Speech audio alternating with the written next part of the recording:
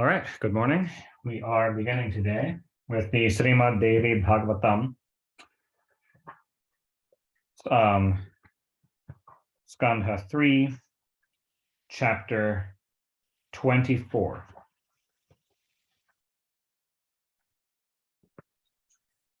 So we are picking up right after the battle outside the city of Kashi, in which Durga directly helped the forces of her devotees, Sudarshana and Raja Subahu of Kashi, and she has just offered a boon to Subahu. Vyasa said, hearing the Devi's words, the Raja Subahu began to say with great devotion, thus, O Devi, if there be made a comparison between the kingdom of the Devas and the world on the one hand, and the darshan of thine on the other hand, then it must be acknowledged that the kingdom of the Devas and the earth cannot stand in comparison before thee. O Devi, there cannot be anything in this Triloki that is more exalted than thy darshan. Therefore, O mother, what other boon may I ask from thee? I am very thankful and blessed. All my desires are fulfilled when I have seen thee. O auspicious mother, I ask from you this boon. I desire that my devotion may remain constant, fixed, and unflinching towards you. O mother, you would remain always in this city of mine, being celebrated under the name of Sri Durga Devi, your Shakti. This is my desire. O Devi, as you have cleared off all the obstacles of Sudarshana and saved him from this danger, so remain here in this city of Kashi and protect it, so long as this city stands on the face of the earth, and make it firm and well established and renowned. O Durga, I pray that you may grant me these boons. O Devi, grant me also various other desires of mine, and destroy my enemies, and extirpate all the adharmic and wicked people in this city. O goddess of mercy, what more can I ask from you?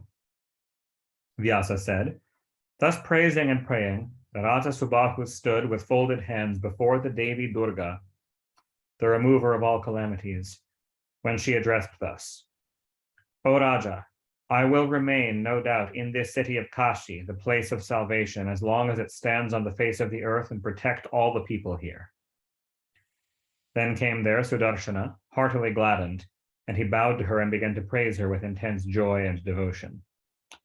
And incidentally, that exchange and the boon she gave there are the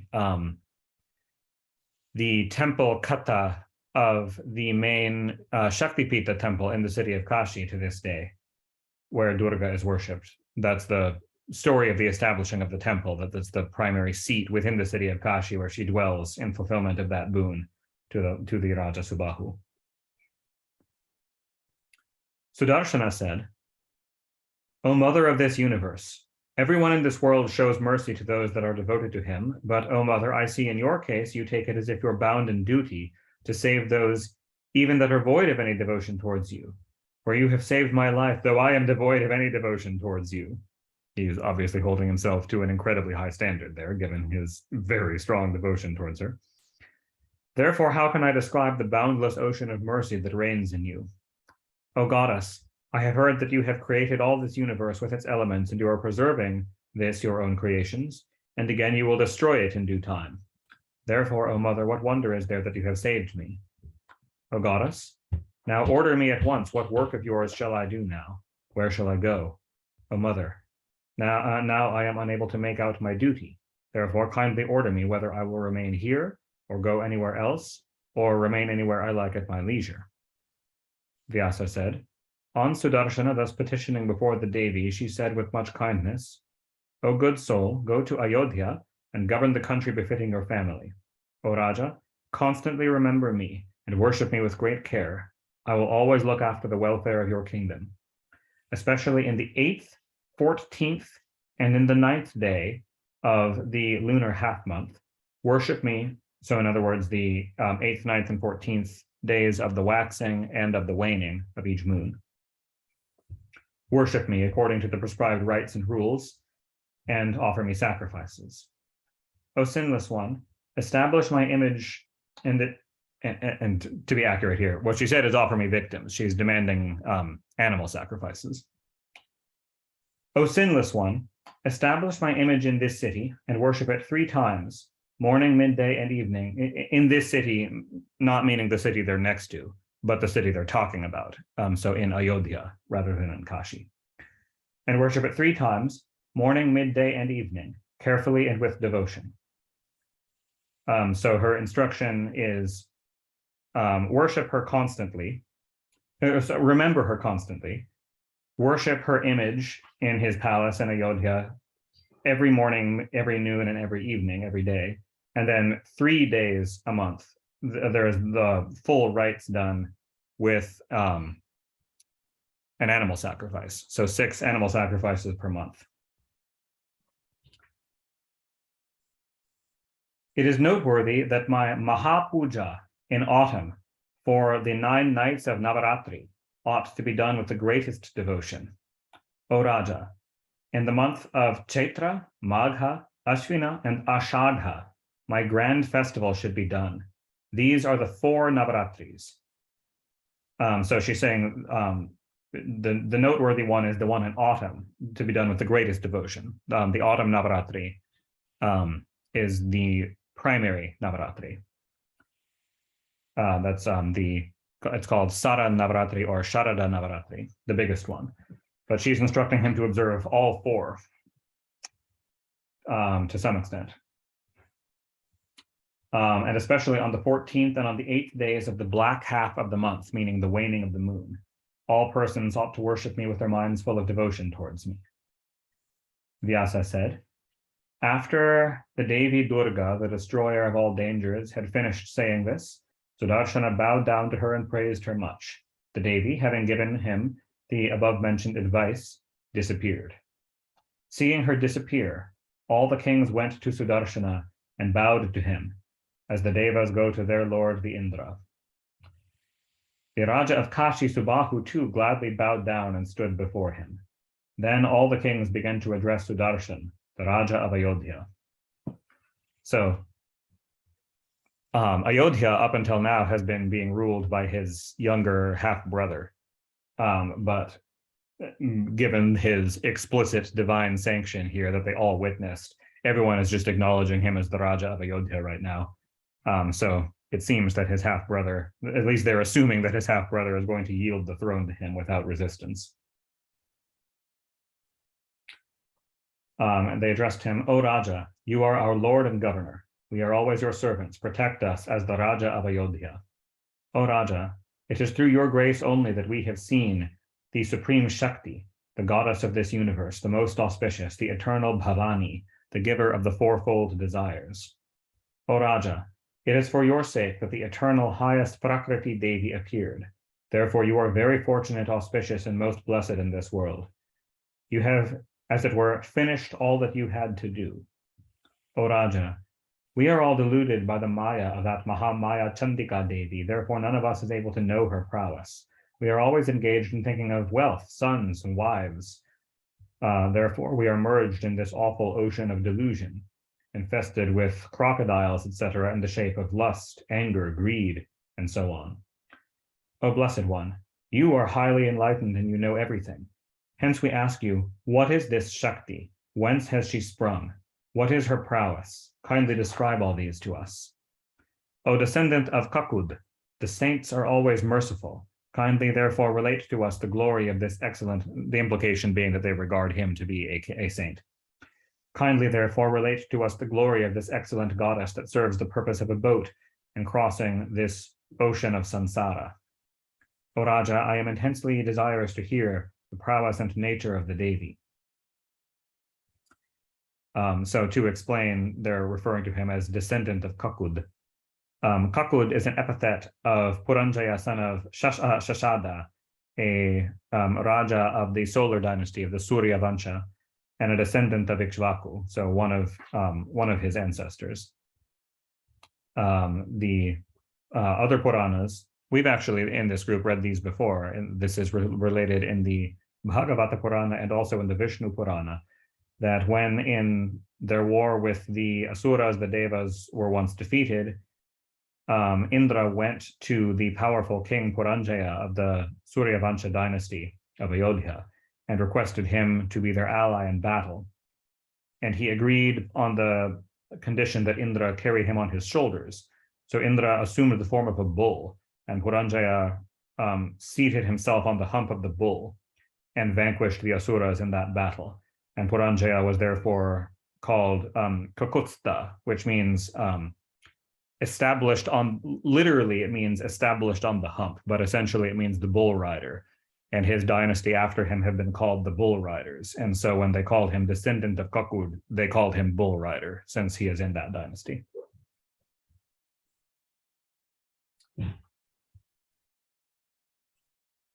Excuse me just a second. So Vyasa said, when the kings had thus asked, the son of Dhruvasanti, the Raja Sudarshana, became very glad, and meditating on the goddess, began to say thus: O Rajas, Indra and the other Devas, even Brahma, Vishnu, and Mahesha, are unable to fathom the most exalted deeds of that goddess. How then can I describe to you the great glory of the Mahamaya? O Rajas, the Bhagavati Bhavani is present, as it were, being divided into 4 parts.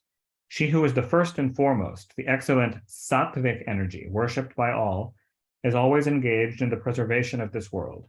That part which is engaged in creating this world is called the Rajasic energy, and that part which is engaged in destroying the world is called the Tamasic energy. And that part which is the cause of all, Brahma and so on, that highest Shakti, the bestower of all desires, is called the 4th Shakti, the Nirguna Shakti. O Rajas, those who are not yogis will never be able to grasp the Nirguna Shakti. The Saguna Shakti can be easily served. All those middle adhikaris and learned men always meditate and worship the Saguna aspect of her, the goddess with form, with in an image, with manifest attributes, rather than the formless absolute. The Raja said, O Raja, you got afraid and went in your very early age to the forest, rightfully fearing that he would be murdered if he had not done so. How is it then that you have been able to know the excellent goddess Mahamaya? How did you worship and pray to her that she, becoming so glad, has favored you and so helped you? Sudarshana said, O Rajas, early in my childhood, I got the excellent bija mantra of Kama, the Kama bija. Daily I meditated and silently uttered that mantra. After that, I came to silently uttered, as in meditated on it mentally. He wasn't chanting it aloud. After that, I came to realize through the rishis that eternal auspicious mother. And since that time, day and night, I always used to remember that highest deity with the greatest devotion. Vyasa said, hearing the words of Sudarshana, the Rajas came to know that the goddess which they saw was the highest Shakti, and filled with the greatest devotion towards her, they returned to their own homes. The Raja of Kashi, Subahu, returned to his own city after bidding goodbye to Sudarshana. The virtuous Sudarshana went towards his kingdom of Kosala. The ministers were very glad to hear the death of Satrajit and to see the victory of Sudarshana. The inhabitants and armies of Sakata, or sometimes Saketa, is another name of the city of Ayodhya. So that's what that is referring to.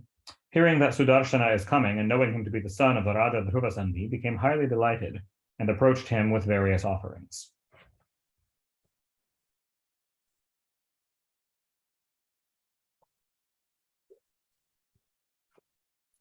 Sudarshana, with his new consort, arrived at Ayodhya with his heart highly gladdened, and showed his due regard and respect towards all his subjects. Then the ministers came and saluted him. The women threw at him offerings of laja and flowers, that's some fried rice and flowers that they're just throwing handfuls of at him. The bards began to praise loudly. Thus, honored by various auspicious ceremonies, the king entered into his palace. And here ends the 24th chapter and the installation of Durga Devi in the city of Kashi and the return to Ayodhya of Sudarshana and the Mahapuranam Srimad Devi Bhagavatam of 18,000 verses by Maharshi Veda Vyasa. And just to mention, since it referred to Ayodhya as Sakata, so the significance of that name, I'll just briefly mention here. So Saketa Saketa Loka is the eternal heavenly abode of Bhagavan Sri Rama, not on earth, but in Vishnu's celestial heaven. And so Ayodhya, being the earthly city of Ayodhya, having been the earthly home of Rama, the devotees of Sri Rama there often refer to it as like Bhuloki Saketa, the earthly Saketa, the earthly heaven of Rama. And so Saketa, or sometimes it's shortened to Sakata, is one of the holy other names of the city of Ayodhya.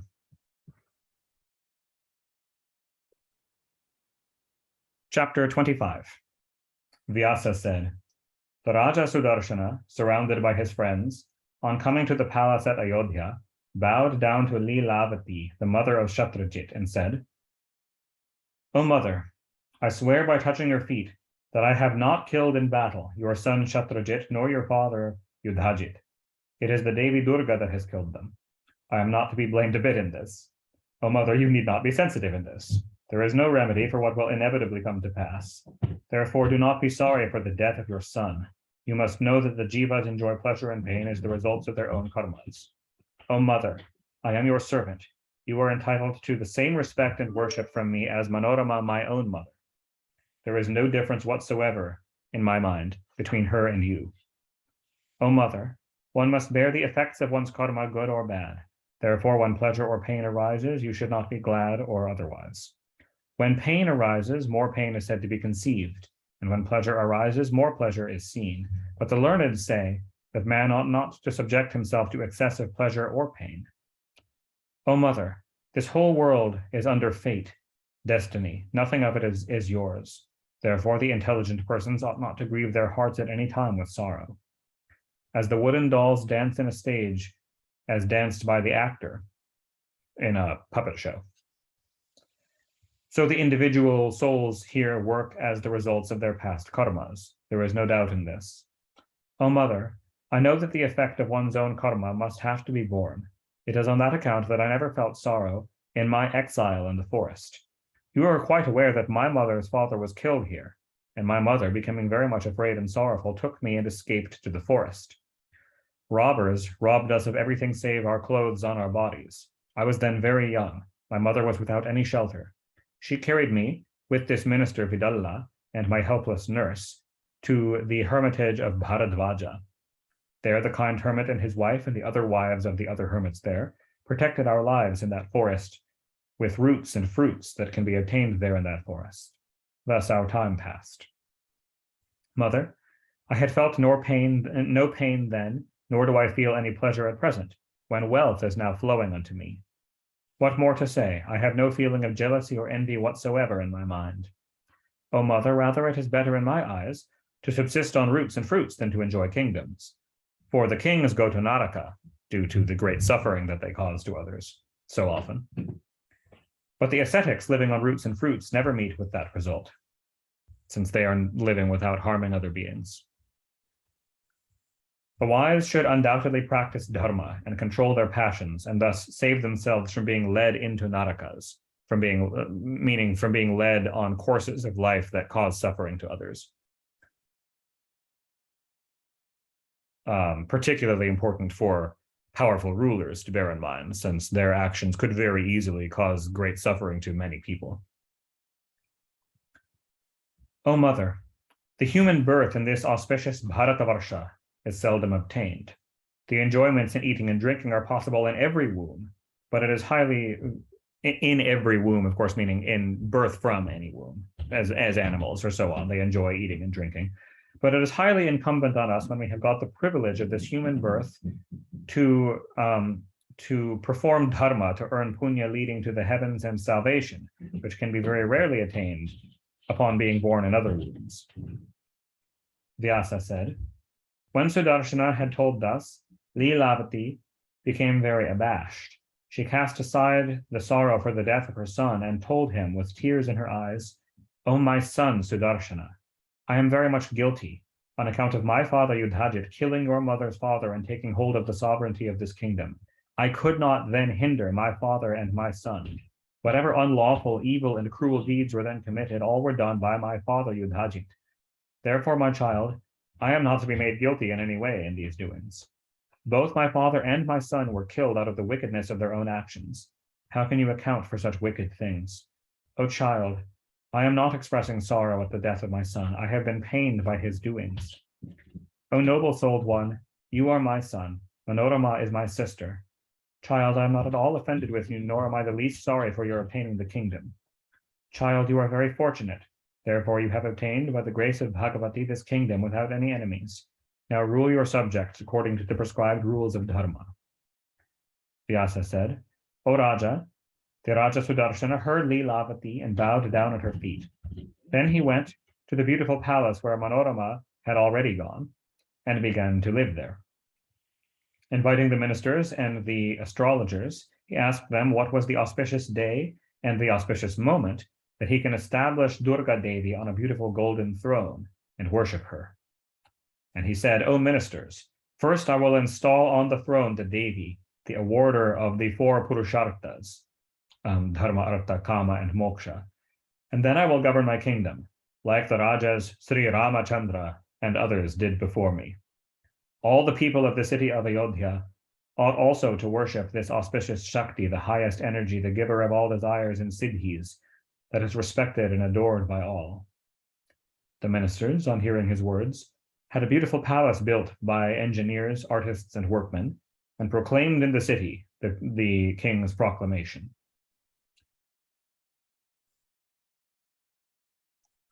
Then the Raja Sudarshana had an image of the Devi nicely built and got that installed with the help of the Pandits versed in the Vedas on an auspicious day and at an auspicious moment.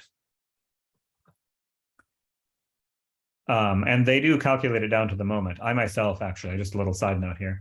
I myself have actually assisted before in the installation of the Devi Durga at an auspicious moment like this, a new big golden idol of Durga. They calculate it down to a window of about 4 seconds, which is incredibly precise if you're just counting by observing the stars and so on. And like we had it ready next to the altar with, I was one of the men holding it since it was big and heavy. And it was like within these 4 seconds, it has to be set in its place and never moved again. And it's tied on a string connected back to a yajna kund. So it's like, it's really kept, when they say an auspicious moment, it's with incredible precision. The intelligent Raja performed the worship and Homa ceremony according to the prescribed rules. That comes first. And thus finally settled the ceremony of invocation of the deity into the new image and established it as an idol in the temple.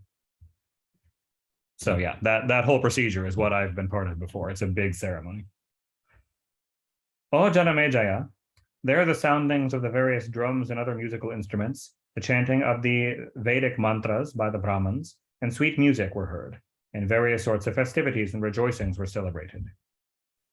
Vyasa said, thus completing the installation ceremony of Durga Devi by the Brahmanas versed in the Vedas, the Raja Sudarshana duly worshipped the image in various ways. Thus gaining his father's kingdom and worshipping the Devi, he and the Devi became celebrated throughout the kingdom.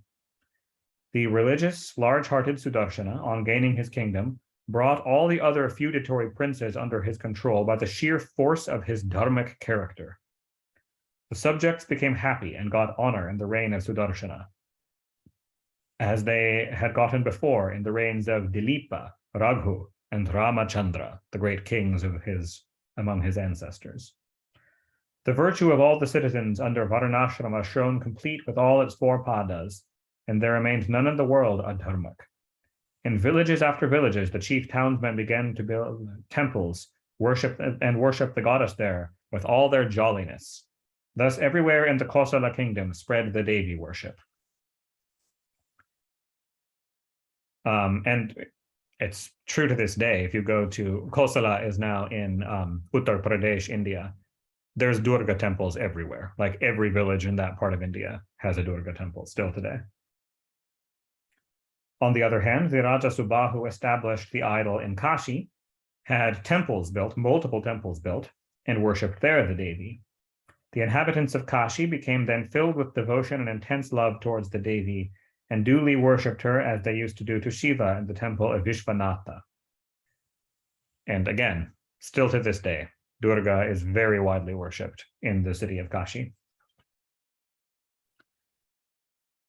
Thus, the Durga Devi became very widely celebrated in this world. O Raja, thus in different countries, the devotion began to increase towards the goddess. The Devi Bhagavati Bhavani became in every way an object to be worshipped and adored by all people and everywhere in Bharatavarsha. The people began to recite, slowly, meditate, and chant hymns as advocated by the Agamas, constantly, and became deeply attached to the Shakti worship, and began to be looked upon with the highest honor by others. O Raja, from that time all the people used to worship, perform Homa ceremony, and sacrifice duly in honor of the Devi in every Navaratri for the first 9 days of the bright half and the months of Ashvin and Chaitra. So the 2 big Navaratris of the year.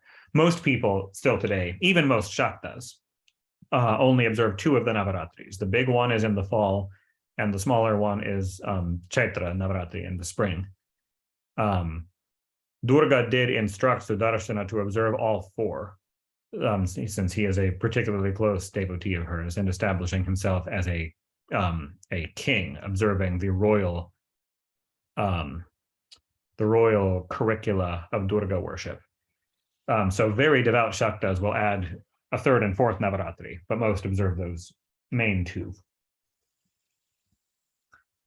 Here ends the 25th chapter on the installation of the Devi in Ayodhya and Kashi in the Mahapuranam Srimad Devi Bhagavatam of 18,000 verses by Maharshi Veda Vyasa.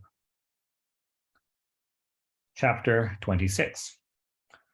Janamejaya said, this is the audience who is hearing this story recited by Vyasa. He said to Vyasa, O best of the Brahmins, what are men to do in the time of Navaratri, especially in the Navaratri ceremony during the autumnal season, the main one? How is the ceremony to be performed? Kindly relate all this with the prescribed rules and regulations. O intelligent one, what are the fruits therein of the Navaratri ceremony, and what are the rules to be observed? Kindly describe all these to me.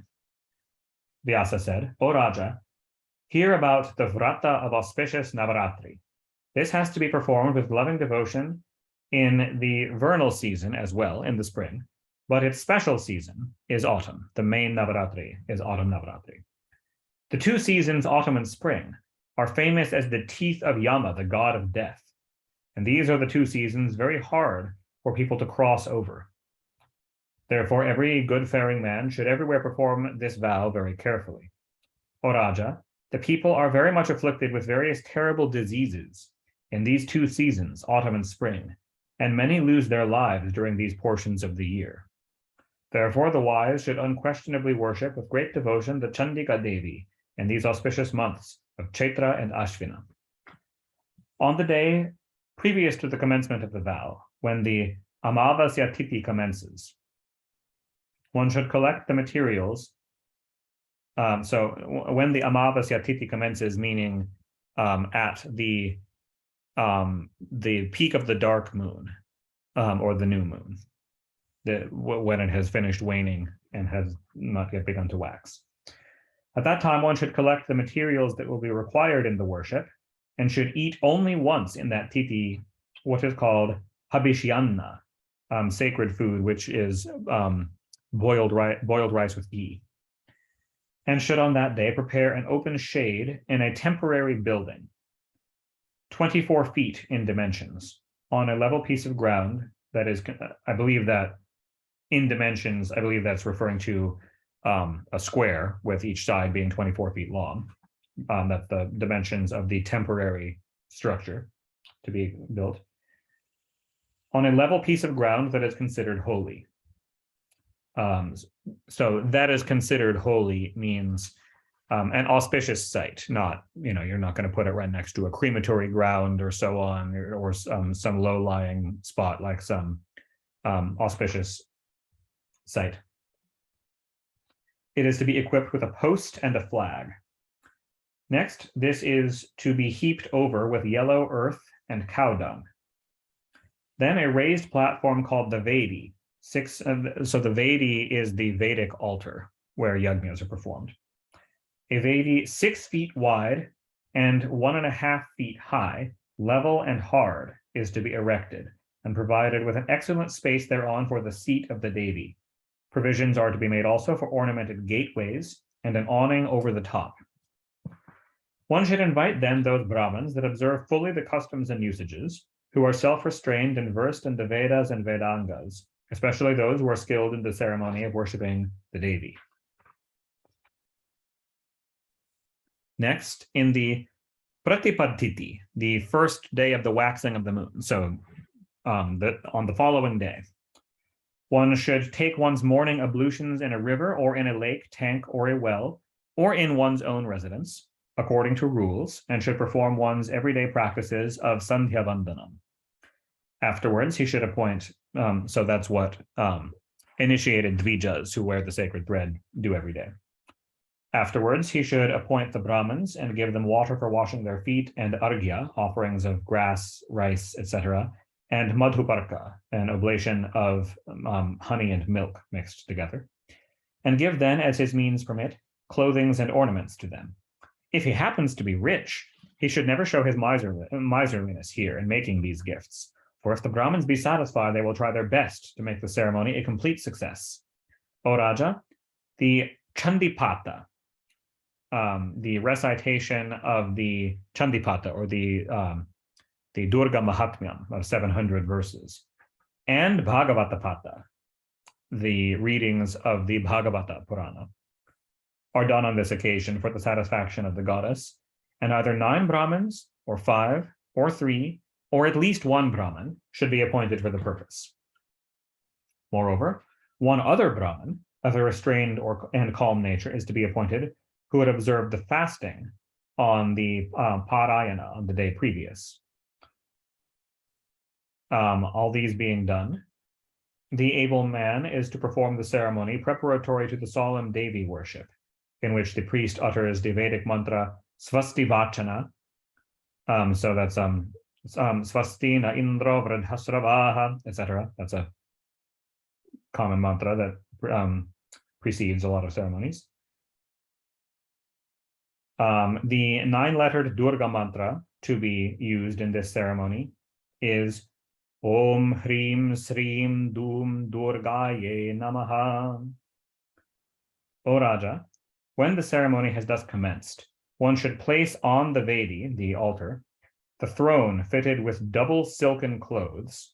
So in other words, over the throne you lay a silk, and then over that you lay another silk. And on that throne, he should place the image of the Devi. The Devi, the eternal Jagadamba, is to be 4-armed or 18-armed, fully provided with all the weapons, ornamented with garlands of pearls and jewels, decorated with various ornaments of gems and precious stones, wearing excellent heavenly clothings, all the parts of the image being artistically finished and endowed with all the auspicious signs, mounted on a lion and holding conch shell, wheel, club, and lotus in her hands. The 2 options, 4-armed. If it's 4-armed, then she holds those 4 things: conch, wheel, club, and lotus. If she has 18 arms, then those 4 things and a bunch of additional weapons and mudras.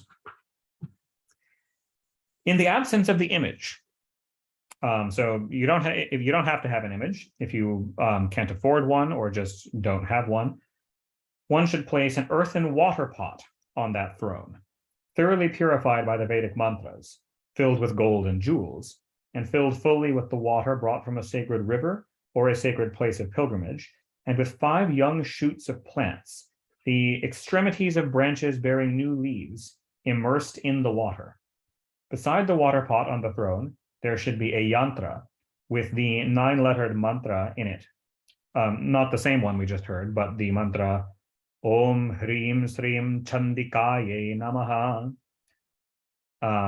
So that setup is an alternative to the anthropomorphic image for worship.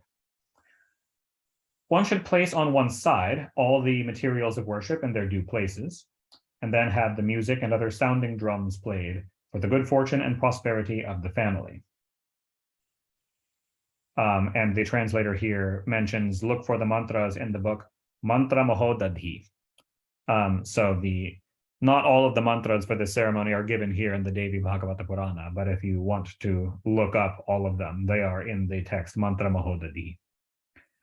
O Raja, If the first day be the Nanda Tithi, the first day of the bright half with the Hasta Nakshatra in the ascendant, then that is the best time for duly worshipping the holy goddess. There is no doubt that special fortunate results would arise on this.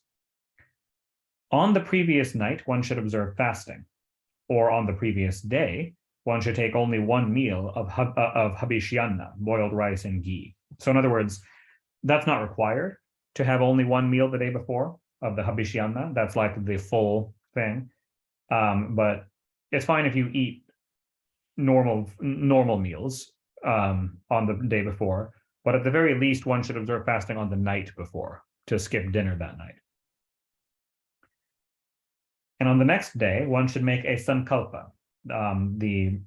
You set the intention and make the vow to perform the rite, and then begin worship.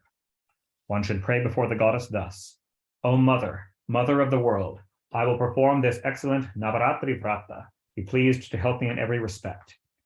One is to observe as far as possible all the rules enjoined in this vow, and then utter the mantras and do the worship according to the prescribed rules.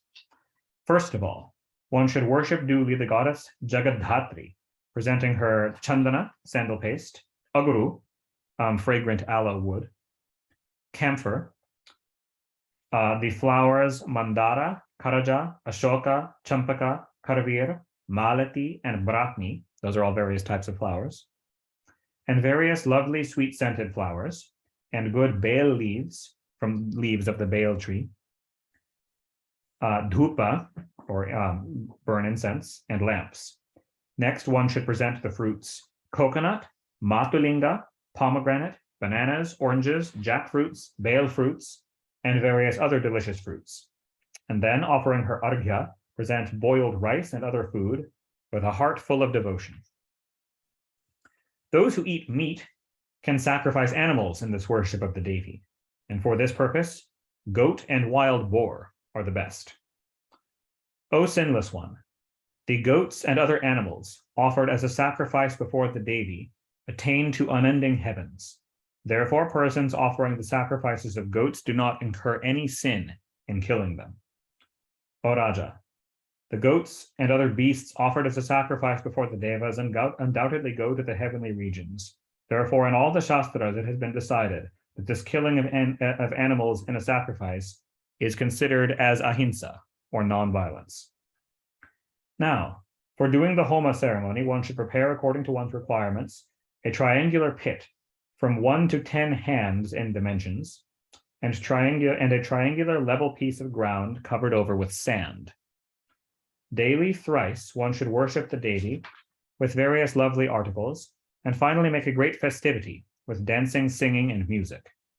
Every day he should sleep on the ground and worship the kanyas, so young girls from between ages 2 and 10, with nectar like sweetmeats and beautiful clothings and ornaments given to them as gifts. Every day, 1 kanya, or increased by 1, 2, or 3 every day, or 9 kanyas in all the days respectively, are to be worshipped. O Raja, one should perform worshipping this Kumari puja for the satisfaction of the Devi, as his means allow. Never one is to show miserliness in this. O Raja, here are the rules of the Kumari puja that I am going to tell you. The Kumari aged 1 year is not to be worshipped, for they are quite ignorant as to smell and tasting various delicious things. In other words, they're too young. The Kumari aged 2 years is named the Kumari. Aged 3 years is named the Trimurti. 4 years is called the Kalyani. 5 years is called the Rohini. 6 years, the Kalika. In her 7th year, the Chandika. In her 8th year, Shambhavi. In her 9th year, Durga. And the Kumari aged 10 years is called Subhadra.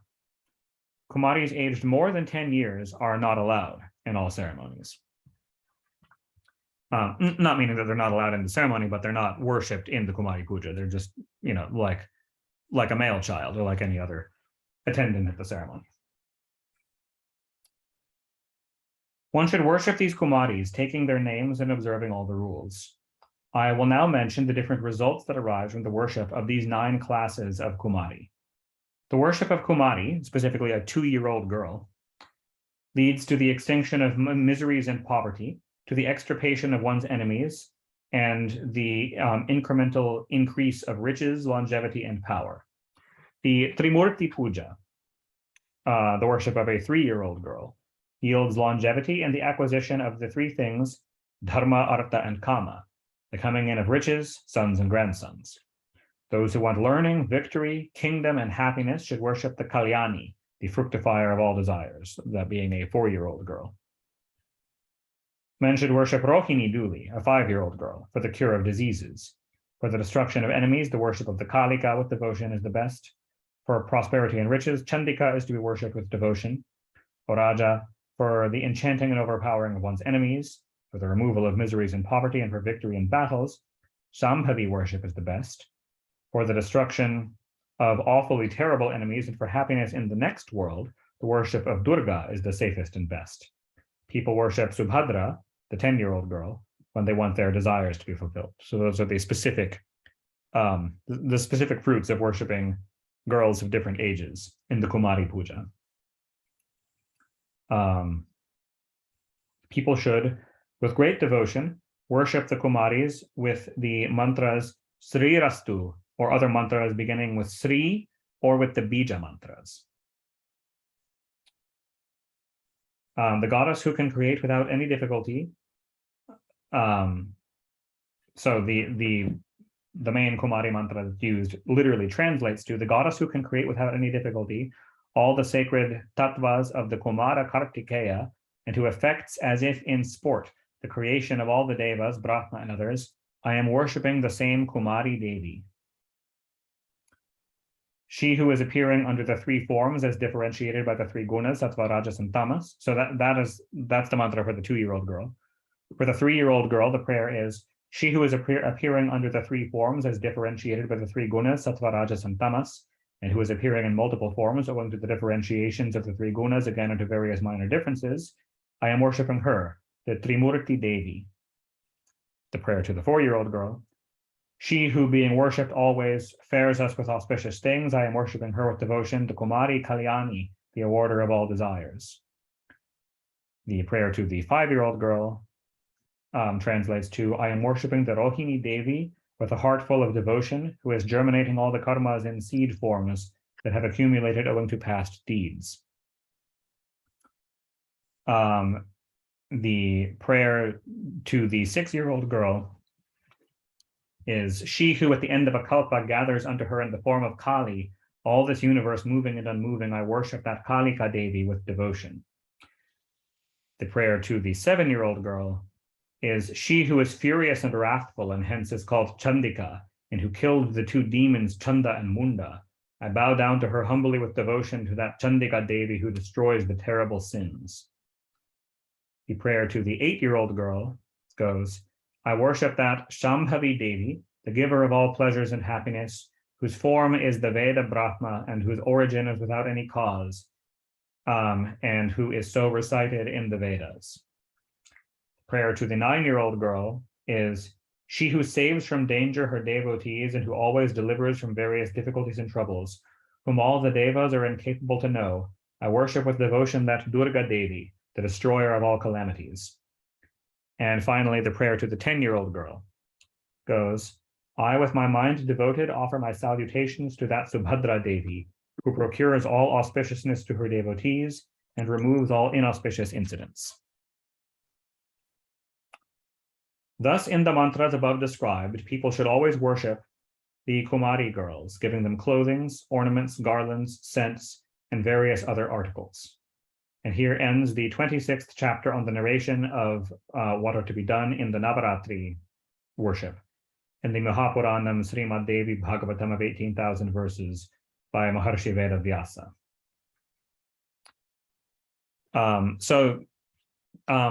I've seen this done many times. We do it here in our temple community every year, the Kumari Puja, with all the young girls of the community. They all come, dressed up in jewelry and saris and so on, and we do puja to all of them according to this. It's a big part of the Navaratri worship. They all seem to have a lot of fun, especially because they're all given a lot of money, which they get to keep and spend however they want by everybody in the community. But yeah, so this is still done today as a big part of the Navaratri worship. It's also a big part. I visited just last fall. I visited Kathmandu in Nepal, and Kumari worship is an especially big deal there. They don't do it only during Navaratri. They have permanent Kumaris all through the year who are treated as living embodiments of the goddess until they pass that age. And it's a really big deal. Like I visited the palace of one of the Kumaris who lives in her own palace still today in Kathmandu with an entire staff worshiping her constantly for her whole childhood. So that too is based on this text.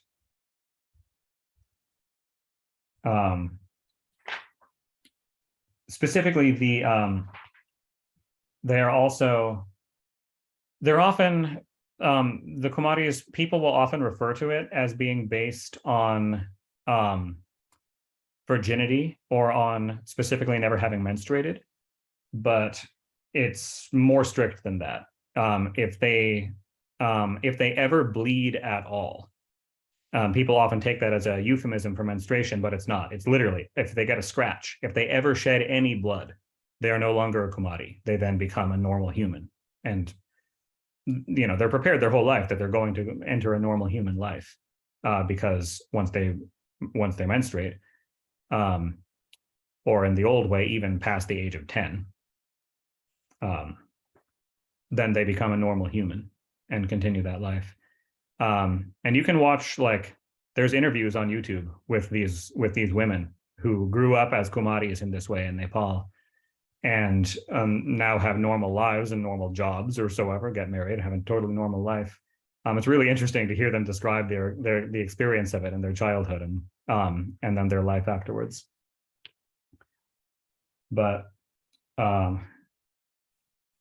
continuing, Vyasa said, O Raja, those Kumaris, yeah, so now we get into the strict standards of the physical body of the Kumaris. Those Kumaris who are defective in limbs, who are lepers, who are filled with sores and ulcers over their bodies, whose bodies emit offensive smell, or whose bodies are polluted in such ways, or those who are of a bad family, are never to be accepted for worship in the Navaratri ceremony festival. Those who are born blind, squint-eyed, blind of one eye, of disgraceful appearance, whose bodies are overgrown with hairs, or who are diseased, or who have reached their menstruation, or any other signs indicating thus the beginning of puberty, or those who are very lean and thin, or born of widows, or of women unmarried, are always to be avoided in this puja. O Raja, it must be the healthy, graceful, beautiful, without any ulcers, and who are not bastards, those Kumaris who are to be selected for the Kumari Puja. In all the cases, the Kumaris born of Brahmin families can be taken. When victory is desired, Kumaris of the Kshatriya families are preferred. When profit is wanted, Vaishya Kumaris, and when general welfare is wanted, Shudra Kumaris are to be taken. O Raja, in the Navaratri Puja, the Brahmins should select for worship the Brahmin Kumaris, Kshatriyas, Brahmin or Kshatriya. Vaishya worshippers can select for worship Brahmin, Kshatriya, or Vaishya Kumaris, and the Shudra worshippers can select for worship any of the four classes. But artists and artisans should select for worship the Kumaris from their own families and tribes, respectively. If persons become unable to worship on all the days, if for some reason you can't worship on all 9 days, actually all 9 nights, but 10 days, on all 10 days, then it is advised that if you're just going to worship one day of Navaratri, make it the 8th day. They should perform the special worship on the 8th day, Ashtami Titi. In ancient times, on the 8th day, the goddess Bhadrakali, the destroyer of the yajna of Daksha, appeared on that day in hideous forms, surrounded by hundreds and lakhs of yoginis. Therefore, one should worship in particular on the 8th day, with offerings of scents, garlands, and pastes, and various offerings. Worship the goddess Bhadrakali. On this day, payasa, rice with milk and sugar, and meat and fish are to be specially offered to the deity Bhadrakali. The Homa ceremonies, feasting of the Brahmins, and the worship of the mother goddess are done with various offerings of fruits and flowers in good quantities. O Raja, those who are unable to observe the fasting in this Navaratri Puja will reap the same fruits if they observe fasting for only 3 days, the Saptami, Ashtami, and Navami Tithis, meaning the 7th, 8th, and 9th days. So you don't have to fast for the whole rest of the festival. You can just fast for the 7th, 8th, and 9th days. And that is just as good as fasting for the entire thing. On the 7th, 8th, and 9th days, in these 3 tithis, or these 3 lunar days, if one worships with devotion, one will acquire all the merits of the entire festival. So those are the 3 days that really matter. When the Devis worship, Homa, Kumari Puja, and the feasting of the Brahmins are all done, know then that the Navaratri Puja is complete. O Janamejaya, no worship or vow or charitable gifts extant in this world can be compared as regards their meritorious effects with this Navaratri Puja. On observing this Navaratram Vrata, one gets riches, crops, sons and grandsons, prosperity and happiness, longevity, health and heaven, and even the final moksha. Those who are desirous of learning, riches, or sons will get them all if they perform this most auspicious Navaratri ceremony, able to confer fortunes on the devotees. On the performance of this yajna, those who want learning get all the learning, and he who is deprived of his kingdom will get back all his kingdoms. Those who did not in their previous births perform this meritorious vow become diseased, poor, and devoid of sons in their present births.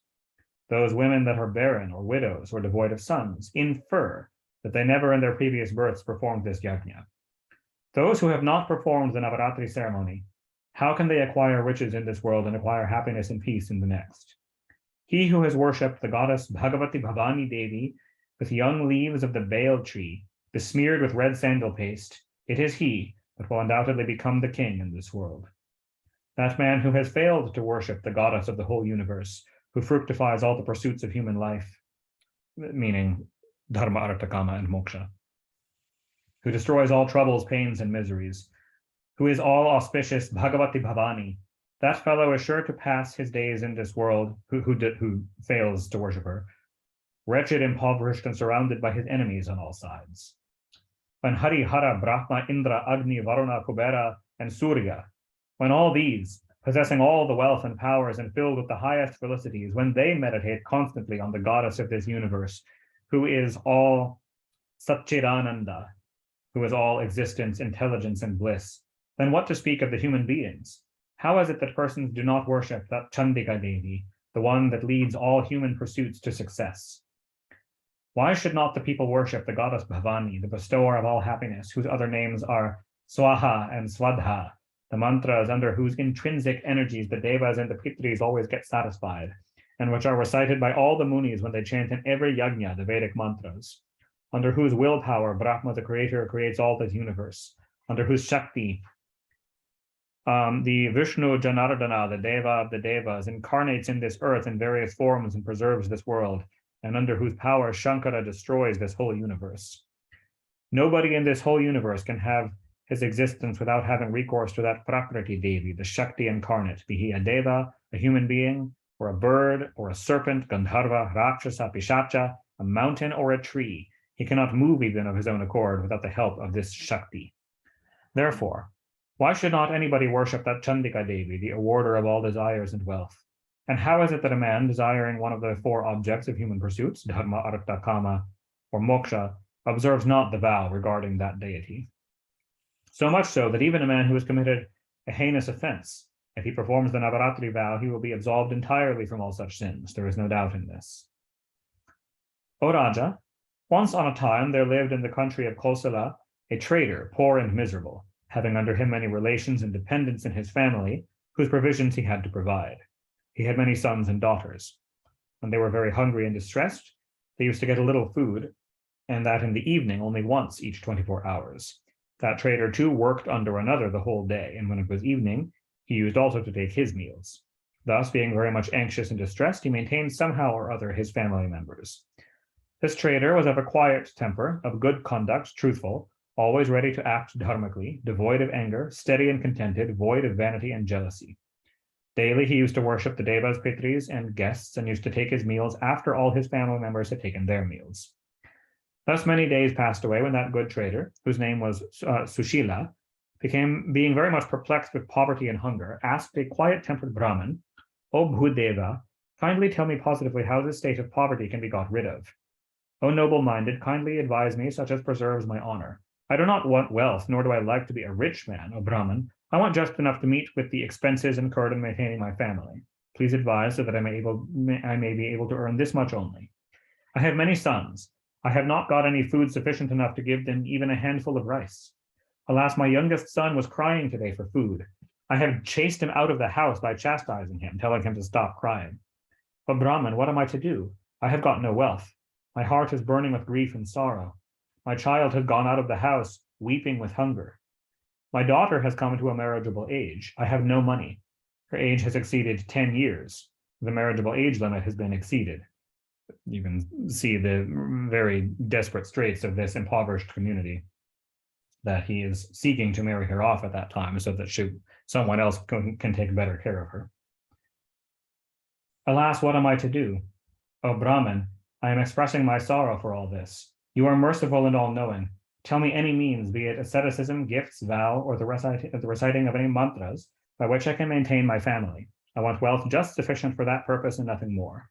O high-minded one, kindly devise and tell me some means by which my family members may become happy in this world.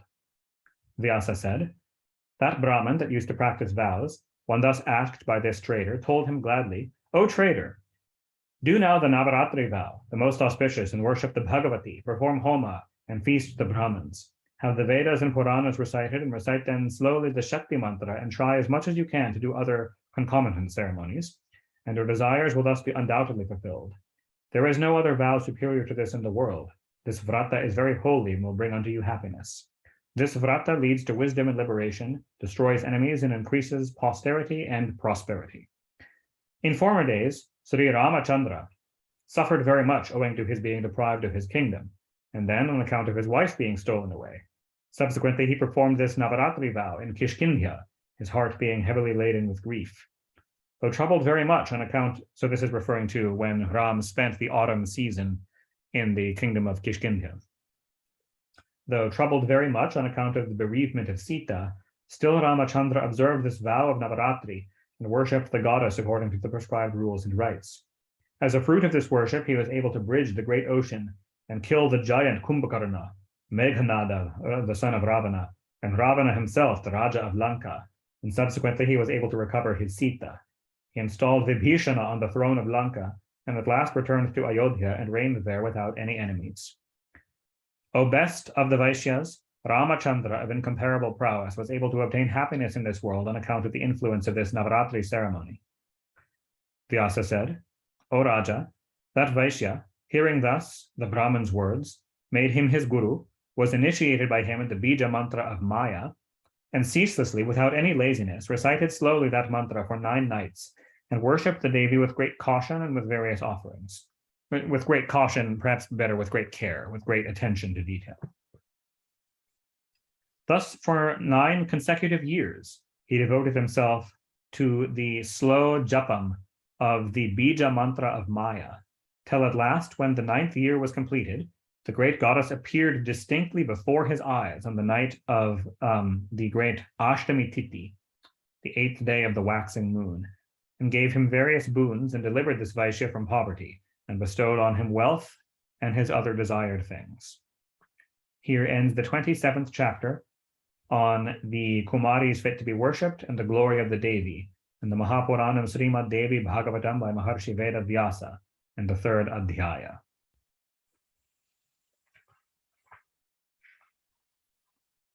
And I think that is a good stopping point because it's just about 10 o'clock here in the US. And the next chapter is a very long one, continuing these details of Devi Puja and so on. So we can get into the next section of it next time.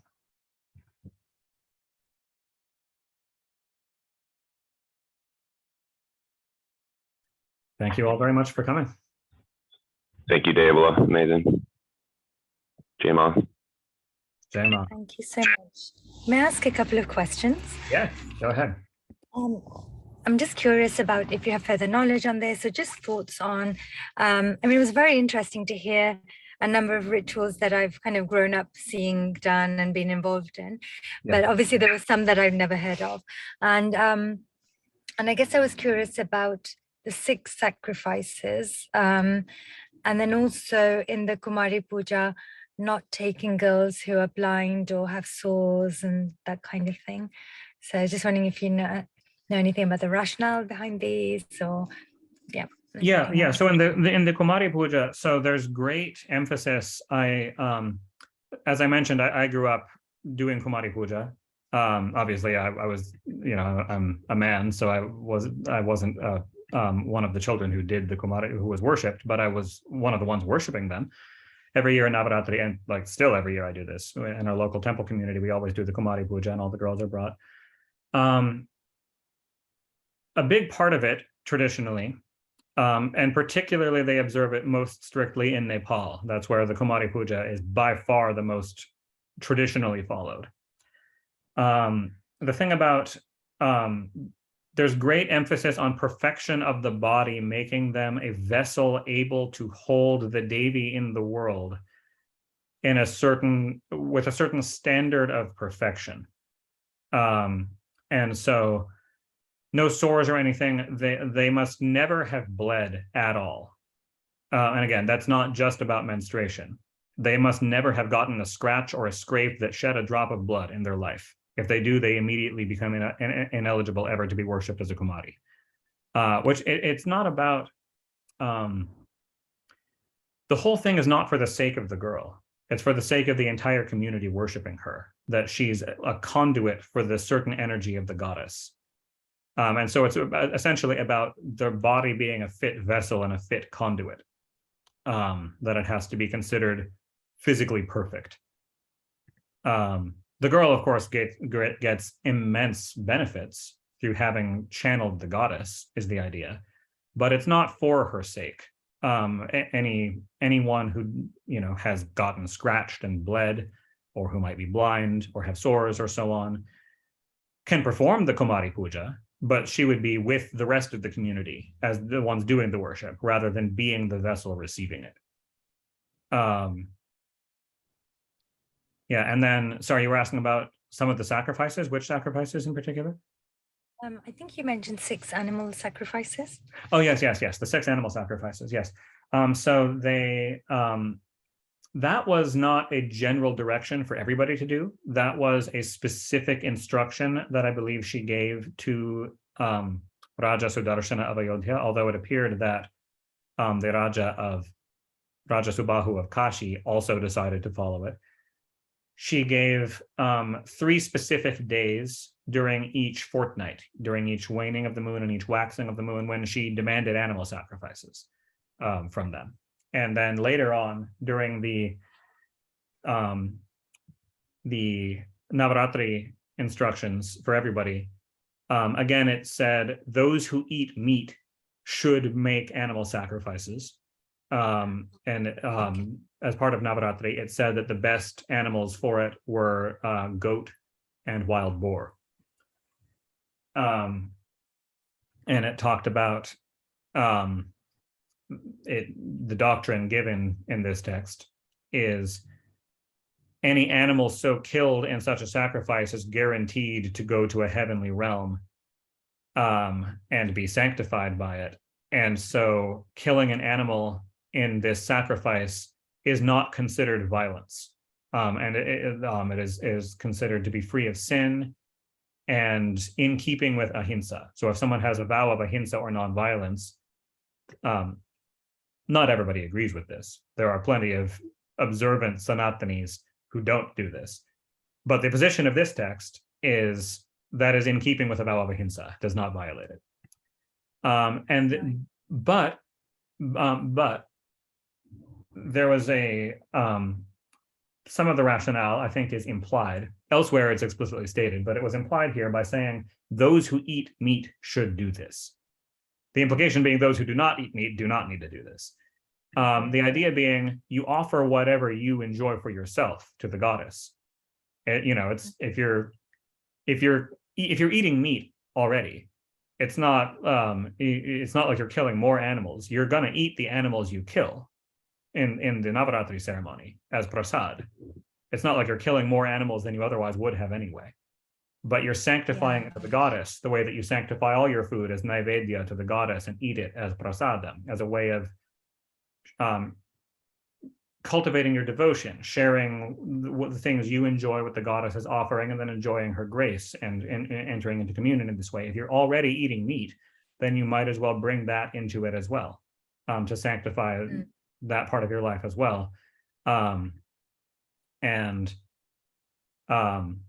Yeah, it's not as though she's demanding more animals be killed than otherwise. Like these Kshatriya kings who she's telling to do the sacrifice, they were definitely not vegetarians. They were already killing and eating animals. She's just saying, sanctify it to me. The animal gets more benefit that way. And it's yet another way for the human worshippers also to share their lives with her and enter into greater devotional communion with her. So that's essentially the rationale behind that. Yeah, again, in my recent visit to Nepal, animal sacrifice to the goddess is big there. Basically, this whole text is, this exact text that we're reading is hugely popular in Nepal, more than it is in India today. It's popular in India, but it's more popular in Nepal. They follow all these rituals to the letter. And I recently went to a Kali temple, Dakshina Kali temple in a forest in Parping, Nepal, where they do animal sacrifice, and I saw the animal sacrifice, I specifically went in right after the animal sacrifice, but there was blood everywhere, smeared all over the idol of the goddess and so on. And it's certainly not the way that I worship. I'm a vegetarian, and I have never done and don't intend to do animal sacrifices as part of my own personal spiritual practice. But I will say there was a power to it, walking in and seeing the murti of actually not only the goddess, also the male Bhairava, the murti of Kala Bhairava, the Aghori form of Shiva, standing in a pool of chicken blood. There was a power to that. It's a kind of rajasic form of worship. It's definitely not sattvic, the animal sacrifice puja, but you could feel a spiritual energy to that. I can understand why people do it. But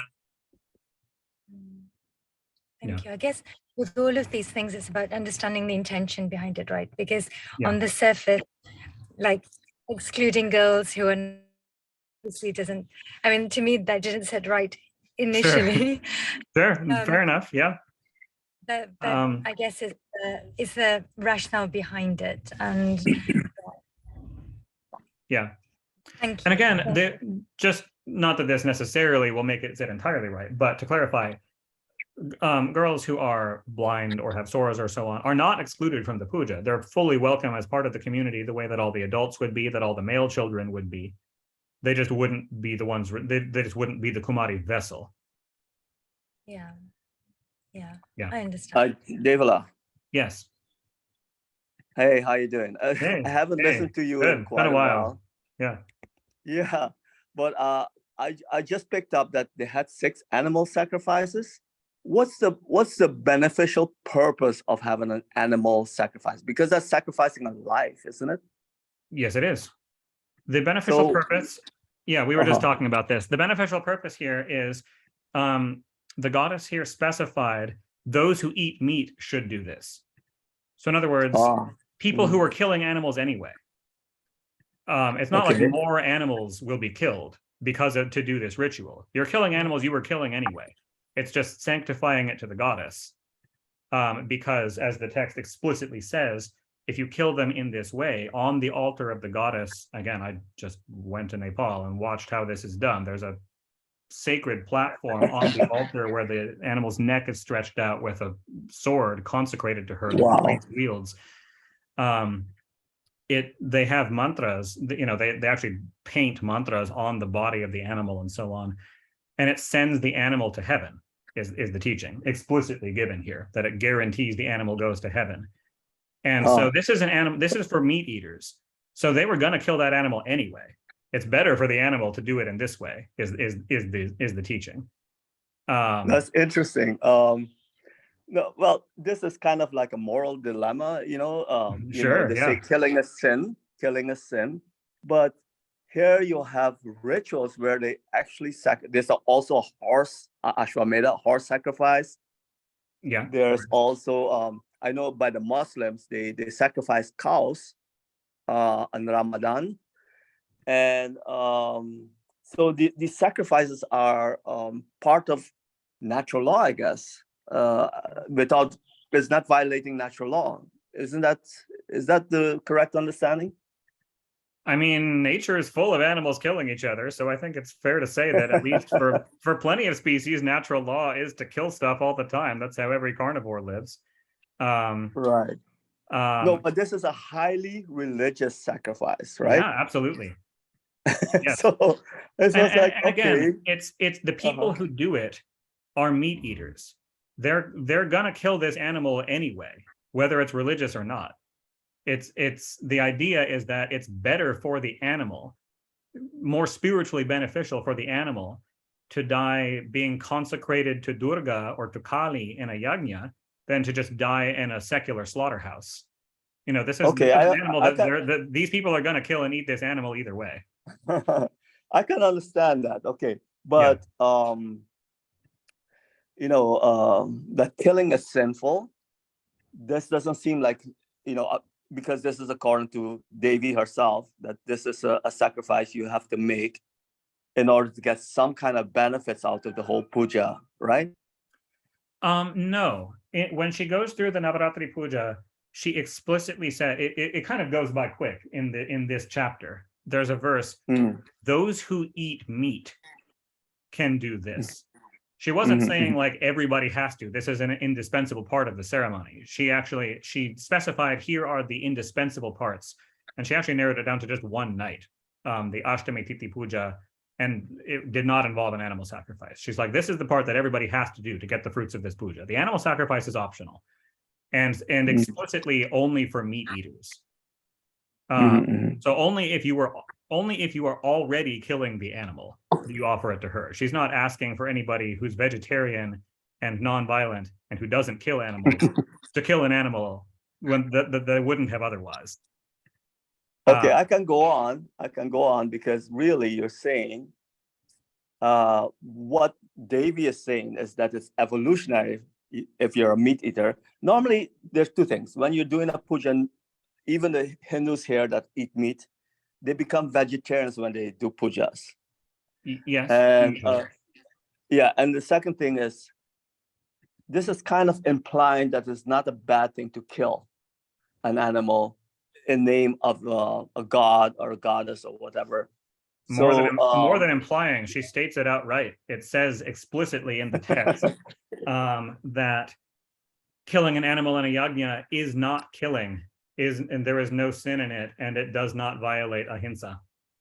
Now, there are definitely people who don't agree with that.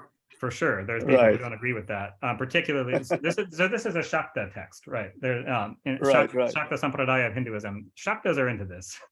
Shaktas are into this. Like Nepal, which is a heavily. I keep going back to Nepal because this text is a very popular text in Nepal, more than it is in India. They're like, so Nepal is 80-something% Hindu. It's actually a more Hindu country than India by percentage. 93% meat eating. There's not a lot of vegetarians. Now, they don't necessarily eat a lot of meat, like many times throughout the year, but only 7% of them never eat any meat. And they're very Shaktas. It's a very Shakta tradition. Among Vaishnava Hindus, for example, vegetarianism is much more common and much more widespread. And many Vaishnava communities would not agree that there is that killing an animal in a Devi puja would be in keeping with a vow of ahimsa. So different sampradayas have a different angle on this, but that's right. Clearly the Shakta teaching. Okay, I'm going to go on anyhow. Here's the funny thing. The great heroes of the Mahabharata is Arjun and Bhim and all that. Yeah. But Bhim vowed he will kill this person and eat the heart of this man. And yeah, he actually did it. Bhima ate, well, he didn't eat it, but he drank Ate he heart drank the blood out of it. Yeah. So, you know, Well, I yeah, guess, Bhima was an impetuous warrior. You know, Bhima was right, not some renunciate sage meditating in the woods. He was a killer. He killed a lot of people. They were warriors. right. He was Yeah. a killing machine. So, Yeah, he sure was. no, but the funny thing is that it's kind of like blurred lines. What is good and what is bad is very relative, you know? Sure. Oh yeah, sure. I mean, Bhima was certainly not a perfect person. All of the Pandavas spent some time in Naraka after their death. They, but you know, if Naraka? you're in hell, yeah, in the Oh, Mahabharata, okay. explicitly, all of them for their sins. They're not held up as some example of perfect people who did nothing wrong. But I mean, yeah, if you want, like, if your kingdom is being usurped by tyrants who are, you know, seizing power unlawfully and being oppressors and so on, yeah, I might not mind somebody who rips men's hearts out and eats them fighting on my side. You know, Right. yeah, Yeah. it's not No, but that this is also, necessarily you know, perfect behavior, but that was definitely Bhima. It's about you know, I intention. remember my guru Marshi mentioning, sorry for interrupting, Yeah. that doesn't matter what, killing is sin. Killing is sin. It doesn't matter if you kill, the killing is sinful, and you will have to suffer the consequences of that killing. Doesn't matter if it was a good intention, doesn't matter what the intention was. Killing is sinful. And like you said, they were in hell for a while. These heroes of the Mahabharata were in hell for a while. Yeah. So it has its consequences, doesn't matter what, right? Yeah, So I guess everything does. And I guess it's about the intentions again. So, like, I mean, I heard one person, one acharya, being asked this question that, you know, if killing is sinful, then how can you, and you promote maitri, love, and compassion, then how can you justify the Mahabharata taking place? And he said his opinion was it's the intention. So what was this driven by? So it was driven by love ultimately, to like the good of the majority or whatever. And so if you're killing out of ego, out of anger and destruction, it's very different to killing out of love, because in the intention behind it. That's how I feel. I mean, I was asked, I'm vegetarian. I was asked last Navratri I was advised to do a sacrifice. I was like, no way. So then I was told to get a cucumber and cut that symbolically. That's what I was advised. Yeah, here in the community that I'm part of for Navaratri, every Navaratri, I just did this even for the spring Navaratri, we cut a melon with a sword. Ceremonially, there's mantras. You draw a paste on the melon, and there's a mantra to say that the melon is a symbolic goat.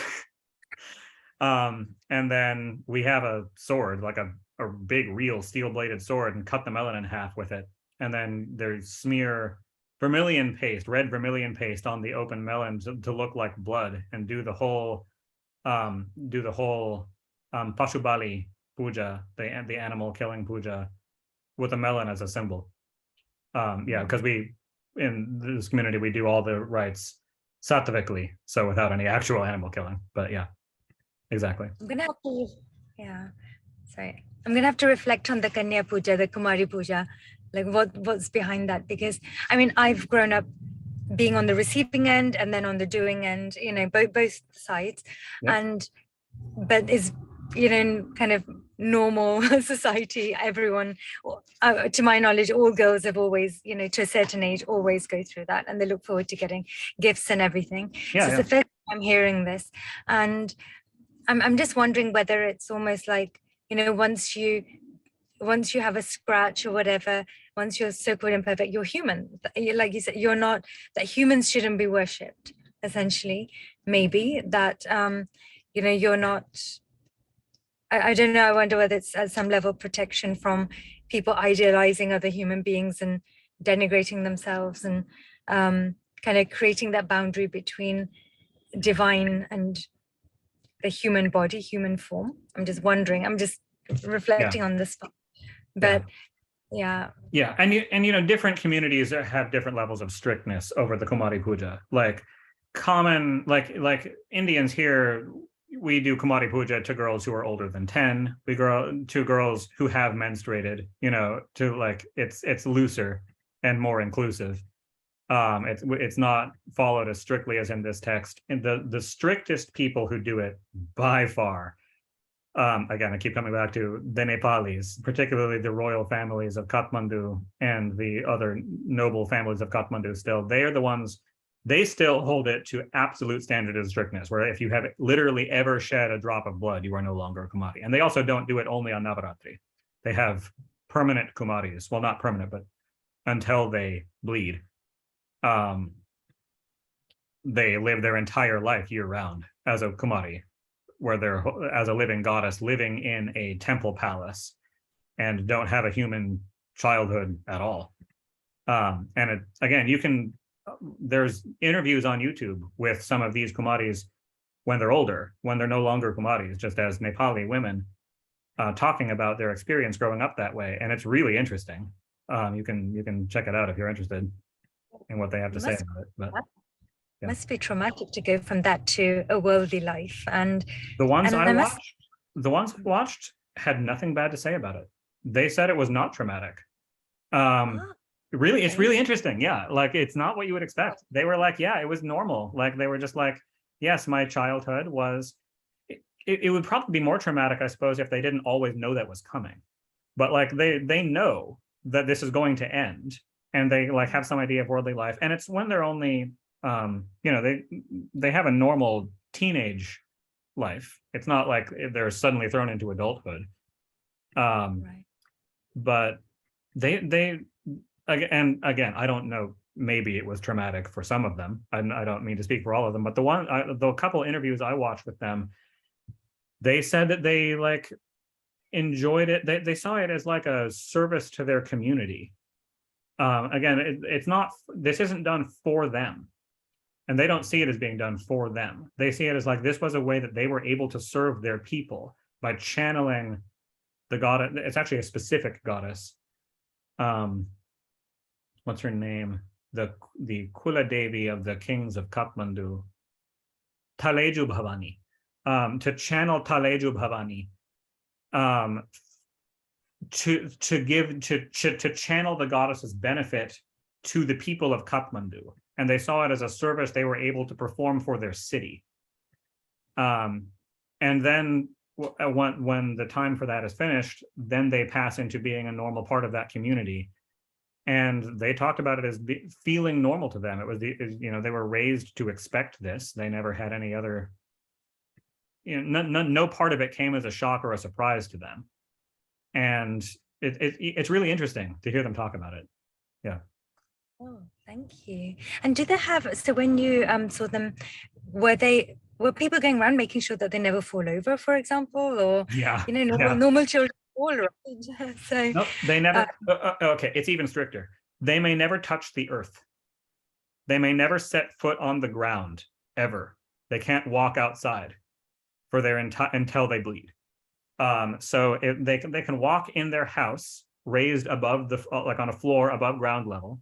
I went to her house and saw her. I saw the Kumari of Kathmandu, the current one. There's more than one, but the main one. If they go outside ever, it's in a palanquin carried on men's shoulders. And the only place they're ever taken is to certain temples where they are put on the altar, and the entire temple, like all the priests and like a huge crowd of people come and do puja to them. And like make all the offerings at her feet and smear her with pastes and such. And she never goes anywhere else, never runs, never walks except in her house. It's an incredibly different life. Yeah, it's really intense. Yeah. Thanks, Devala. Yeah, thank you I all. appreciate thank all you your knowledge. Thank you for all this. Yes. Yeah.